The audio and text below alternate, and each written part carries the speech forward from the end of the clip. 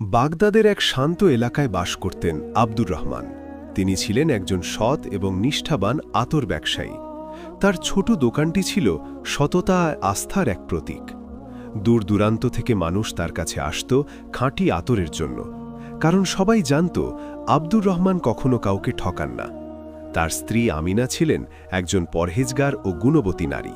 তাদের দুই সন্তান, বড় ছেলে ইউসুফ এবং ছোট মেয়ে ফাতিমা।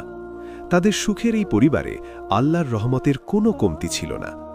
প্রতিদিনের মতো সেদিনও আব্দুর রহমান ফজরের নামাজ আদায় করে তার দোকানে গেলেন, কিন্তু আজকের সকালটা যেন অন্যরকম ছিল।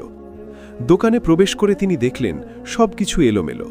রাতের আধারে কেউ হয়তো তার দোকানে ঢোকার চেষ্টা করেছিল, যদিও কিছু খোয়া যায়নি। মনটাকে শান্ত করে তিনি বিসমিল্লাহ বলে কাজ শুরু করলেন। দুপুরের দিকে শহরের সবচেয়ে প্রভাবশালী এবং ধনী ব্যবসায়ী হাশেম তার দোকানে এলেন। হাশেমের আগমনে আব্দুর রহমানের বুকের ভেতরটা অজানা কারণে কেঁপে উঠল। হাশেম দোকানে প্রবেশ করে চারদিকে তাকিয়ে এক বললেন, আব্দুর রহমান, শুনলাম তোমার ব্যবসা নাকি খুব ভালো চলছে। আব্দুর রহমান বিনয়ের সাথে উত্তর দিলেন, আলহামদুলিল্লাহ জনাব, আল্লাহর রহমতে এবং আপনাদের দোয়ায় কোনো মতে চলে যাচ্ছে। হাশেম তার আসল উদ্দেশ্য প্রকাশ করে বললেন, আমি তোমার এই দোকানটি কিনতে চাই। এর পাশেই আমার বিশাল গুদামঘর রয়েছে। এই জায়গাটা আমার প্রয়োজন। তুমি যত দাম চাও আমি দিতে রাজি আছি। আব্দুর রহমানের মাথায় যেন আকাশ ভেঙে পড়ল। এই দোকান শুধু তার রুটি রুজির উৎস নয়, এটি তার বাবার শেষ চিহ্ন। আব্দুর রহমান বললেন, জনাব, দয়া করে আমাকে ক্ষমা করবেন।